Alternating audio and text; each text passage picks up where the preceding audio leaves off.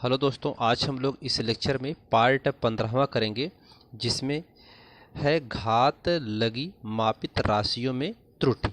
यानी जिन राशियों पर घात लगी होती है उन राशियों का त्रुटि किस प्रकार से निकालते हैं, उसके फार्मूले का और प्रतिशत त्रुटि की निगमन करेंगे। तो घात लगी मापित राशियों में त्रुटि में माना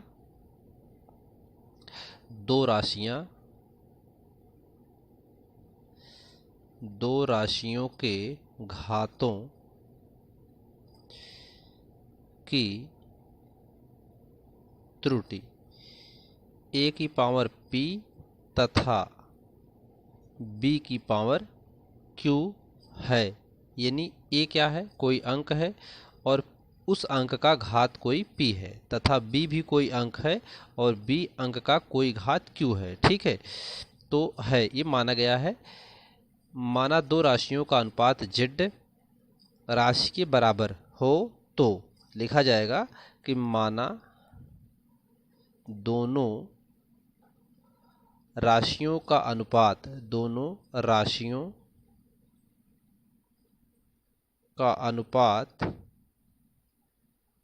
z राशि के बराबर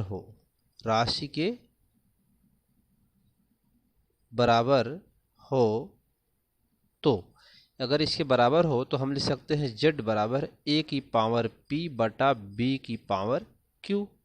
ठीक, क्योंकि दोनों राशियों का अनुपात ये z के क्या है, बराबर है, तो इनका अनुपात हुआ घात के बराबर। अब दोनों तरफ लाग लेने पर, तो यहाँ दिया लिखा जाएगा दोनों तरफ लाग लेने पर,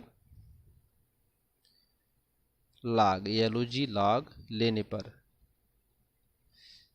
दोनों तरफ लाग लेने पर जब इसका लाग लेंगे तो क्या हो जाएगा, लाग z बराबर लाग a की पावर p बटा b की पावर q। ठीक, इस प्रकार से हो जाएगा। इसके बाद हम फार्मूला जानते हैं, लाग z बराबर, जब घात में होता है तो माइनस में जाता है, लाग a की पावर p माइनस लाग b की पावर q। ठीक, इसको हम फार्मूले में इसको कन्वर्ट कर देते हैं। एक फार्मूला होता है, उस फार्मूले से इसको लिख सकते हैं लाग z बराबर p लाग a। ये फार्मूला होता है, p पहले चला आएगा, जो घात होती है वो पहले चला आता है लाग के, और a माइनस q लाग b। अगर आप जहाँ समझना चाहते हैं तो जहाँ सूत्र में लिख लीजिए आप, जहाँ क्या होता है, लाग यक्स की घाते अगर a है तो इसको लिख सकते हैं आप a लाग यक्स। ठीक है, इस फार्मूले से लाग के इसको ऐसा लिखा गया। ठीक है, इसके बाद हम जानते हैं कि अधिकतम त्रुटि के लिए धनात्मक होता है, तो अधिकतम त्रुटि जब लेना होगा तो क्या हो जाएगा, धनात्मक हो जाएगा, यही सूत्र। तो लिख सकते हैं लाग z बराबर p लाग a प्लस q लाग b। ये किसके लिए, अधिकतम त्रुटि के लिए। तो अधिकतम त्रुटि के लिए क्या हो जाएगा, धनात्मक हो जाएगा। तो यहाँ पर लिखना पड़ेगा कि अधिकतम त्रुटि के लिए धनात्मक होता है, इसलिए ये वाला लाइन हो जाएगा। अब यहाँ पर दोनों तरफ का अवकलन करने पर, तो दोनों तरफ का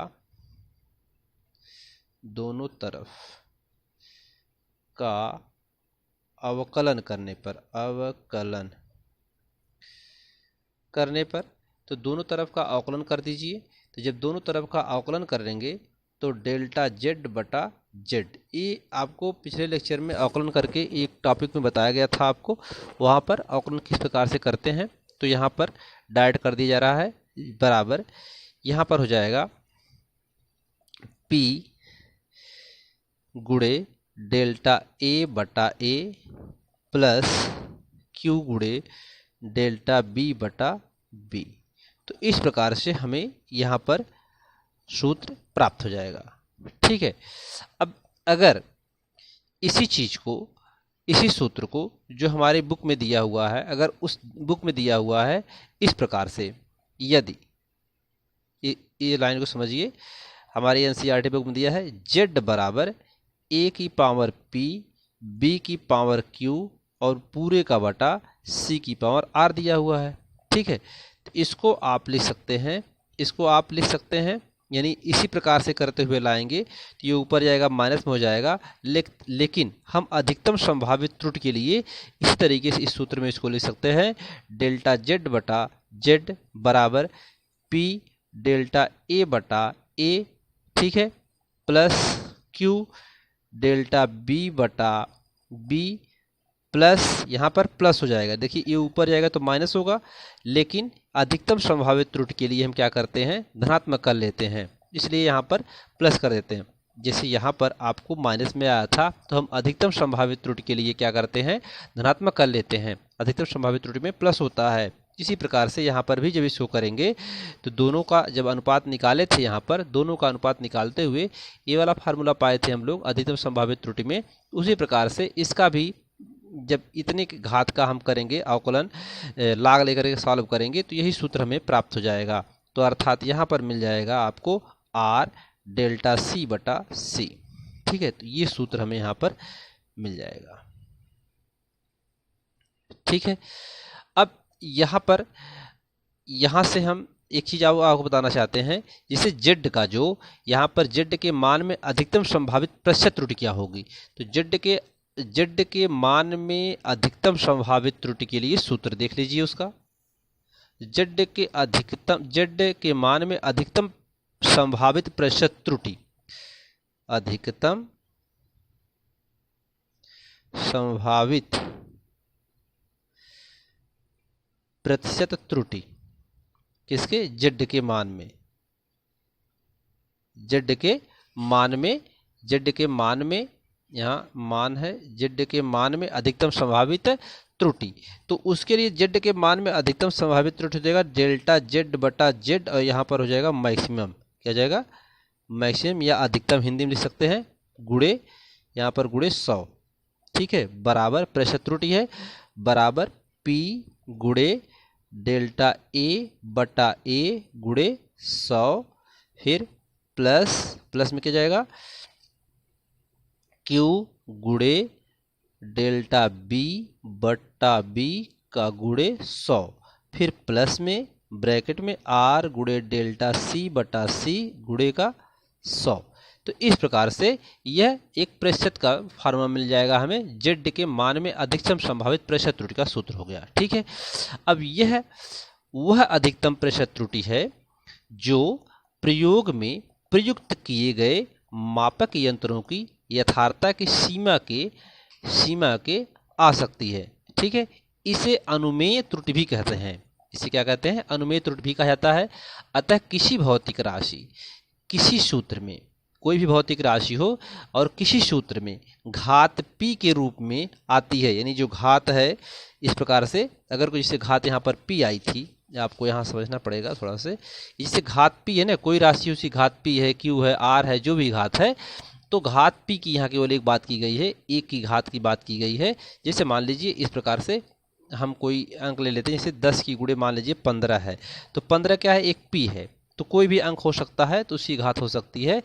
तो यहाँ पर किसी भौतिक राशि किसी सूत्र में घात p मतलब ये 15 के रूप में आती है, तो अंतिम परिमाण के में उसके कारण त्रुटि p गुना होती है, उससे कारण जो त्रुटि होगी वो p गुना ही होगी, इससे अधिक नहीं होगी। ठीक है, इतना ही होगी, p गुना ही होगी। ठीक है, आइए इस पर कुछ हम लोग उदाहरण देखते हैं।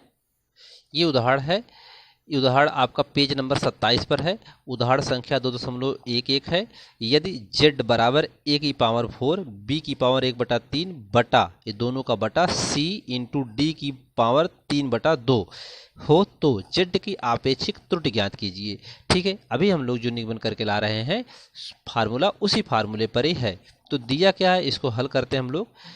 इसमें दिया हुआ है z बराबर, क्या दिया है, z बराबर a की पावर 4 b की पावर 1/3 और पूरे का बटा c इंटू d की पावर 3/2। ठीक है, अब सूत्र देख लीजिए, हम लोग अभी सूत्र जो निगमन किए इसमें उस सूत्र को लिखते हैं। पहले सूत्र क्या है, डेल्टा z बटा z बराबर p इंटू डेल्टा a का बटा a plus Q into delta B का बटा बी, डेल्टा बी का बटा बी। अब इसमें जेड में आपेक्षिक त्रुटि निकालनी है। क्या निकालनी है? जेड में आपेक्षिक त्रुटि। जेड में आपेक्षिक त्रुटि का सूत्र अब रखिए, तो डेल्टा जेड बटा जेड बराबर, अब यहाँ पर पी, तो पी का मतलब क्या है? 4, तो यहाँ पर लिखेंगे 4, ठीक है, इंटू, अब 4 इंटू ए है तो डेल्टा ए बटा ए हो जाएगा, ठीक है, प्लस, प्लस होता है सूत्र में, तो क्यू, अब क्यू डेल्टा बी बटा बी, यहाँ पर क्या है? 1/3 है, तो यहाँ पर क्या लिख देंगे? 1/3 इंटू डेल्टा बी का बटा बी, ठीक है। आगे प्लस सी, सी पर घात 1 मान लेते हैं, तो 1 का मतलब कुछ नहीं होता है, तो इसलिए सी वाले केवल डेल्टा सी बटा सी लिख देंगे। फिर आगे प्लस, प्लस में क्या लिखेंगे आगे? इसकी घात कितना है? ऊपर बाहर आ जाएगी, 3/2 और डेल्टा डी का बटा डी, ठीक है। तो इस प्रकार से इसका यही आंसर हो जाएगा, ठीक है। तो इसकी आपेक्षिक त्रुटि लिखनी थी, यही इसकी आपेक्षिक त्रुटि होगी। आइए एक उदाहरण और देखते हैं। इसमें एक उदाहरण इसमें हम आपको और बता रहे हैं, यदि कोई भौतिक राशि p बराबर a की घाते 2 b बटा c की घाते 2 है और a, b तथा c के मापन में प्रतिशत त्रुटि क्रमशः 1%, 2% और 3% है, तो भौतिक राशि p के मापन में अधिकतम प्रतिशत त्रुटि ज्ञात कीजिए। तो हमें p के मान में अधिकतम प्रतिशत त्रुटि पूछा हुआ है, और जो इसमें प्रतिशत त्रुटि है ए बी सी का, वह क्रमशः 1%, 2% और 3% दिया हुआ है। तो हमें भौतिक राशि p के मापन में कुल अधिकतम त्रुटि कितना होगी, यह निकालना है। उदाहरण 12वां में पूछा है संभावित त्रुटियां, तो संभावित त्रुटियां दिया हुआ है, संभावित त्रुटियां दिया हुआ है, डेल्टा ए बटा ए बराबर 1% दिया हुआ है, और डेल्टा बी बट स्मॉल बी है, इस डेल्टा बी बटा बी बराबर दिया हुआ है 2%, और डेल्टा सी बटा सी बराबर दिया हुआ है 3%। ये तीनों मान दिया हुआ है, ठीक है। इसके बाद सवाल में कहा गया है कि p बराबर ए स्क्वायर बी बटा सी स्क्वायर, इसको आप लिख सकते हैं p बराबर a का स्क्वायर b और c की -2 लिख सकते हैं, ठीक है। अब p के मापन में अधिकतम प्रतिशत त्रुटि निकालनी है हमको। p के मापन में अधिकतम प्रतिशत त्रुटि निकालनी है। तो प्रतिशत त्रुटि के लिए हमें इसको फार्मूला में रखेंगे, डेल्टा p बटा p, ठीक है, बराबर 2 गुणे, तो घात 2 है 2 गुणे, और डेल्टा a बटा a हो जाएगा, प्लस b का लिखोगे तो b का 1 गुणे करके लिख देंगे, तो एक यहाँ पर घात 1 मान लेते हैं, तो एक घात लिखी नहीं जाएगी, तो डेल्टा b बटा b, प्लस अब यहाँ पर c वाला ऊपर गया है, तो अधिकतम संभावित त्रुटि के लिए हम माइनस न लिख करके क्या लिखते हैं? प्लस ही लिखते हैं, क्योंकि अधिकतम प्रतिशत त्रुटि निकाल रहे हैं, तो माइनस खत्म करके प्लस लिखते हैं, इसलिए 2 गुणे डेल्टा सी बटा सी हो जाएगा। इसके बाद डेल्टा p बटा p बराबर का 2 गुणे, यहाँ पर इसका मान कितना दिया है? 1% दिया हुआ है, तो यहाँ पर लिख देंगे 1%, प्लस डेल्टा बी बटा इसका कितना दिया है? 2% दिया हुआ है, प्लस 2 गुणे इसका कितना दिया हुआ है? 3% दिया हुआ है, ठीक है। डेल्टा p बटा p, अब यहाँ पर 2 एक करने 2 प्लस 2% हो जाएगा, प्लस 2% प्लस 2 तिहाई 6%, तो 2 6 2 8 2 10, डेल्टा p बटा p बराबर कितना हो गया? 10%। तो यही आंसर था। तो उसमें p का जो हमें पूछा हुआ है, p के मापन में अधिकतम प्रतिशत त्रुटि ज्ञात कीजिए, तो p के मापन में अधिकतम प्रतिशत त्रुटि कितना आ गई? 10% आ गई। तो इस लेक्चर में इतना ही, अगले लेक्चर में आपको सार्थक अंक के बारे में बताया जाएगा। धन्यवाद दोस्तों। इस लेक्चर में भौतिक विज्ञान कक्षा 11 NCERT पर आधारित पूरा कंप्लीट कोर्स करवाया जाएगा। इसमें आपको एक तरफ से नोट्स मिलेगा और पूरा हल मिलेगा। आपको किसी भी प्रकार को आपको कोई दिक्कत नहीं होगी। अगर आपको वीडियो अच्छा लगेगा तो प्लीज़ आप इसे लाइक करें, सब्सक्राइब करें, शेयर करेंगे। धन्यवाद।